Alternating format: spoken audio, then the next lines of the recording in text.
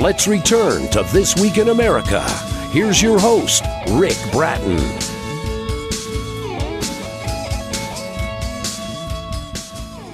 Welcome back, everybody. Coast to Coast, This Week in America.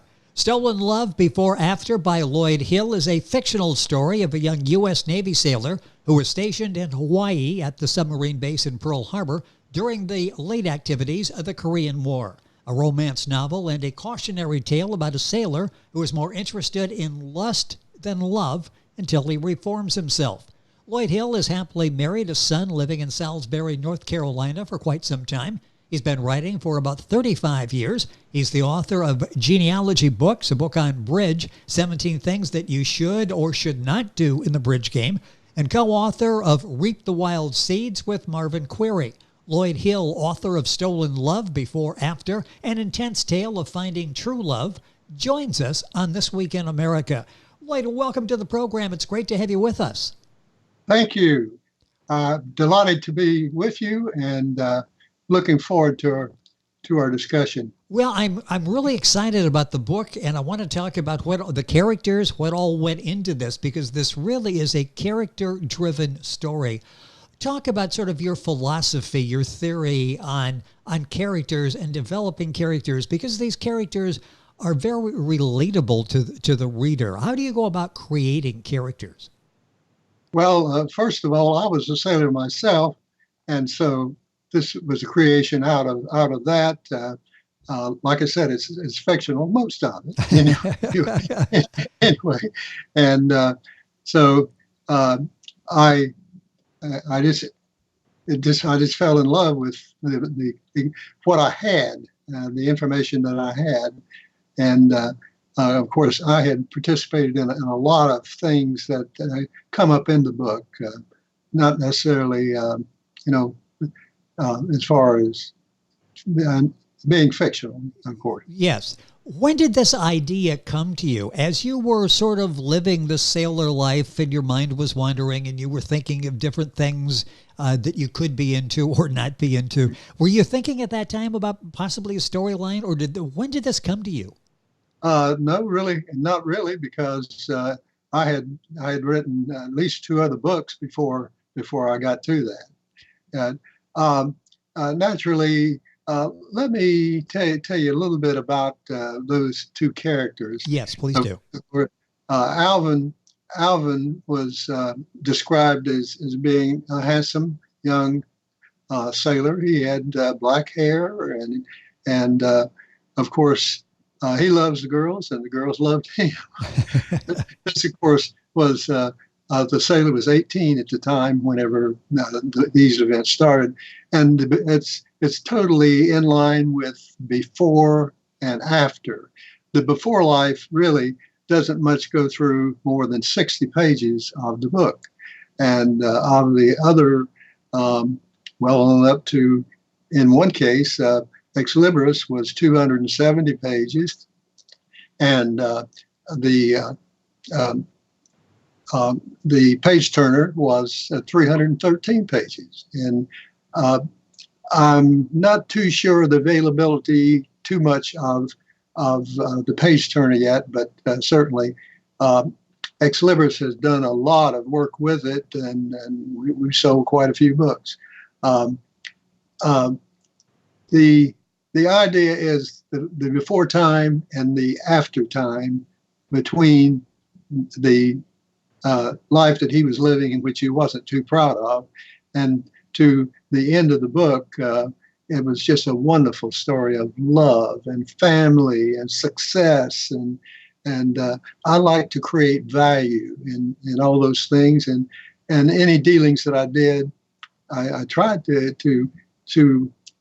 make them feel that I was being fair with them, and hopefully they were being fair with me. And the idea was that I'm sure that him being Alvin being very successful was a real good thing, because he wound up, whenever he retired from the company that he finally became extremely successful in, was in Florida, and it was in Maitland, which is very close to Orlando. And he, I'll first attack the situation from how it started.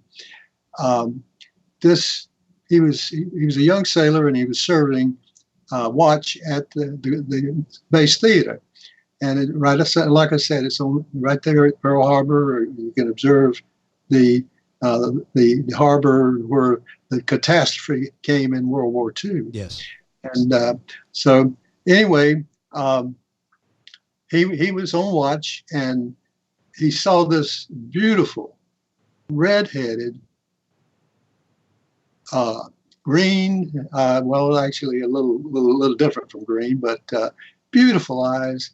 And she came in, and she had a son who was, I'm speaking of Alvin, of course, and she had a son with him holding on to her skirt, and she looked at him and came close up and sort of gave the attitude that I would like to know you better.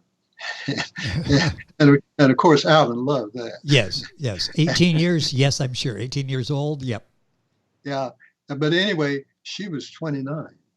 And she was also the wife of a commander serving on a destroyer off of Korea at that time.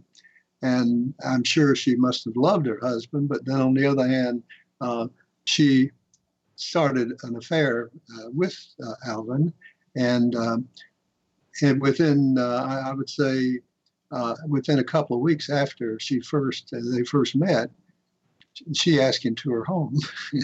And but anyway, he really realized that in the event that he continued the affair, that he might be arrested and sent to Leavenworth Penitentiary in Kansas for having an affair with a married man's wife.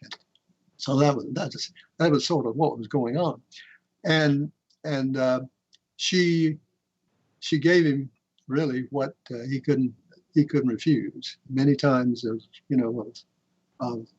very, very nice sex, I'm sure. Yes. If I can say that. Yeah, you just said it, and that's exactly what we were thinking. So yes, yeah, he was very satisfied, I'm sure, in the relationship. But after about 6 months of this going on, he realized that he had to get out of it, and he did. One night after the movie, he went back to the car with her and told her that he just couldn't go through this anymore. He could not take the chance that her husband would find out about him, and so that was that. So, but he after that he sort of turned to sort of nicer girls, but not some of them weren't too nice, and he finally went down to Waikiki Beach, which is in Honolulu, Hawaii, and he on the beach he met another beautiful girl, and of course she was a Marilyn Monroe look-like, and so anyway they talked, and she told him a little bit about her husband and her family. She had a young son and daughter with her, and so they had a nice talk and about what they were expecting for the future. And then she said, would you like to come to dinner sometime? And he said, sure. So I need to tell you that I'm getting ready to be discharged back to the United States. And she asked for his address back in North Carolina. And so anyway, he did go to the next Saturday. He at 6 p.m., which she had required, came to the dinner, and they had a nice dinner. And she put the kids to bed, and they washed the dishes. And she said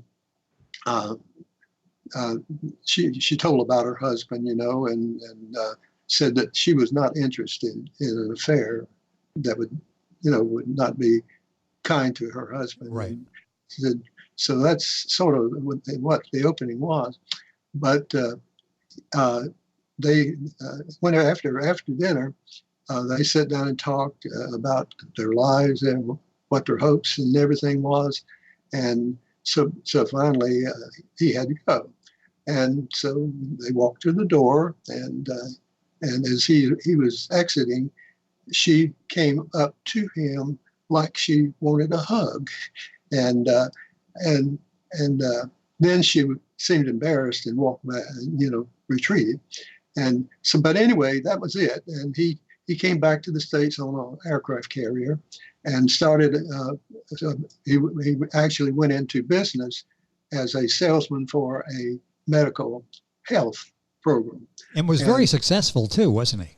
He was extremely successful and built up a banking account, and within about bought a new car, and within about a year, he received a letter from her. By the way, her name was Marilyn, and like I said, Marilyn Monroe looked like. And so, what happened? She in the letter she sent him a letter, and he opened the letter, and she said, "I don't know whether you heard, but my husband was on a training mission off of the Key West in Florida, and crashed and died." And said, "I don't know what to do."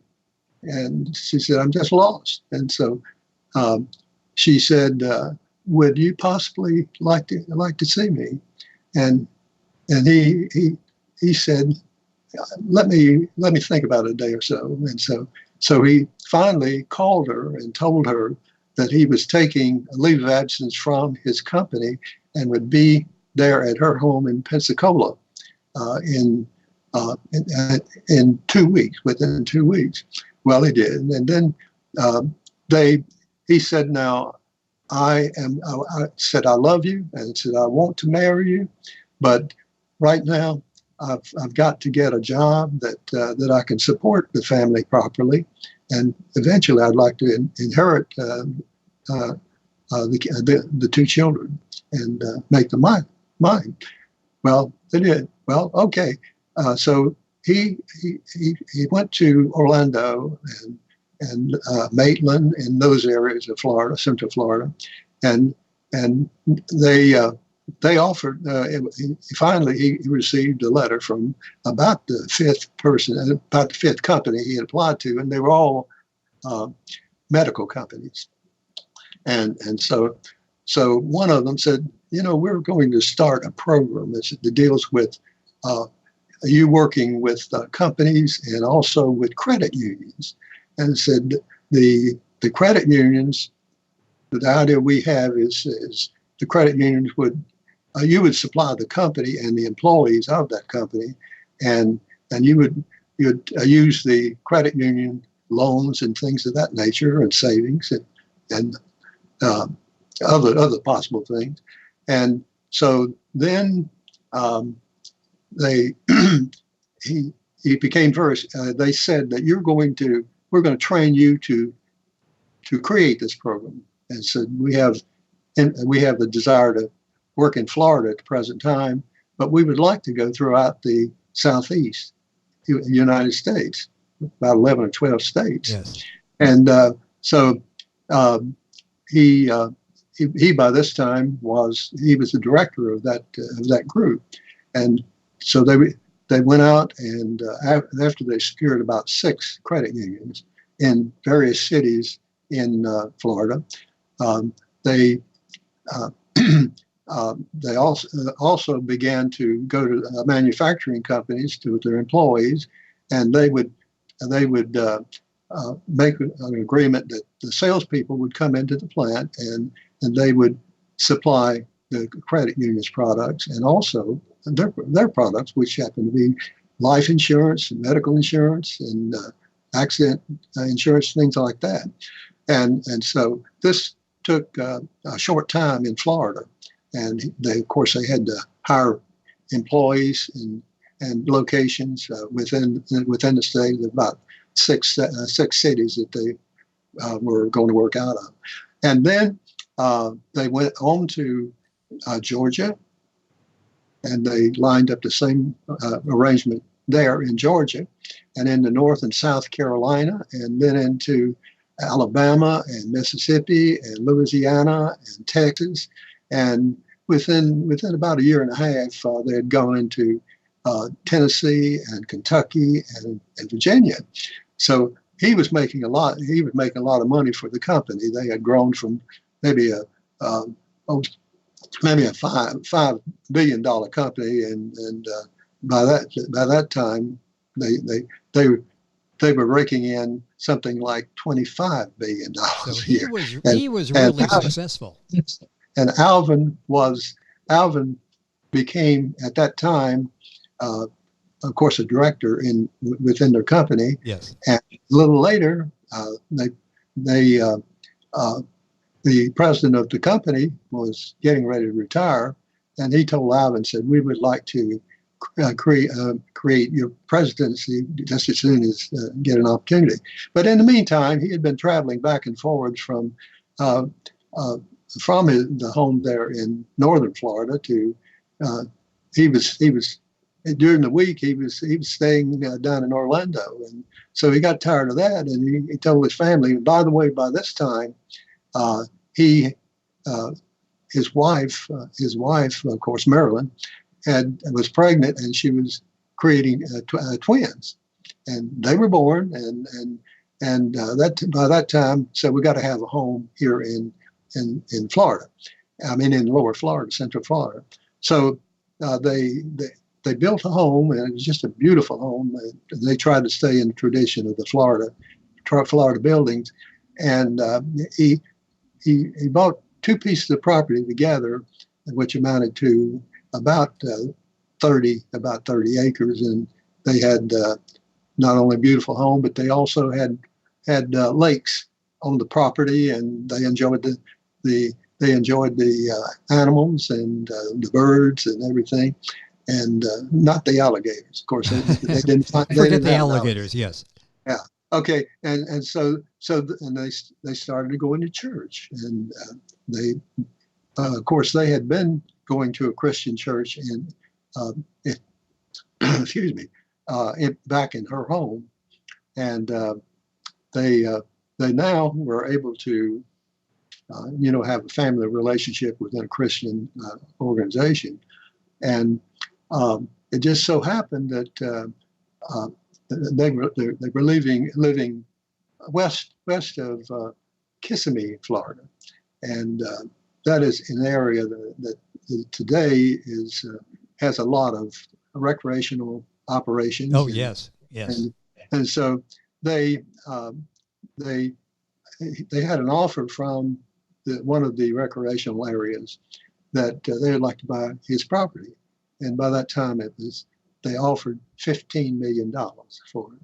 And so that's sort of the way it went, and they had a loving relationship. He and his wife, to be quite frank with you, they were very both loving, very sexual people, and they made a pact after their wedding that they would not, they would never say no. They would never say, "I've got a headache," or "I'm tired," and things like that. And she was the type that she loved sex almost as good as he did. And whenever she had a climax, he loved the way she always come out with a and so it was just a loving relationship. But in the meantime, they built a home about a mile away from where their home there was. That was bought by the recreation area. And when he finally retired, of course, the family was growing up.